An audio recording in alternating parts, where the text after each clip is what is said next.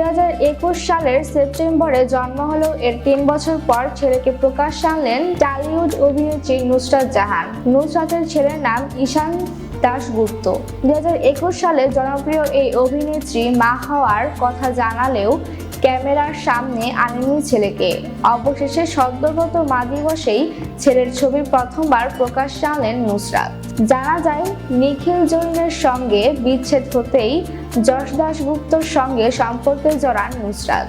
এর 1 বছর পর প্রথম সন্তানের জন্ম দেন তিনি। কিন্তু সে সময় ছেলের পিতৃ পরিচয় নিয়ে বেশ সমালোচনার মুখে পড়তে হয় তাকে। সেই আলোচনা থামিয়ে দেন যশ। পুরো সময়ই অভিনেত্রীর পাশে ছিলেন অভিনেতা। ছেলে ঈশানকে জন্মের পর সামনে আনেনি তারা।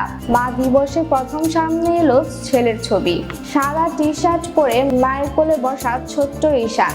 ভক্তদের অনেকেই বলেছেন বাবা যশের হুবহু ফটোকপি ছেলে। কেক কেটে মা এবং ছেলের সঙ্গে মা দিবস পালন করেছেন অভিনেত্রী। জারা খান, ITV বাংলা নিউজ ডেস্ক।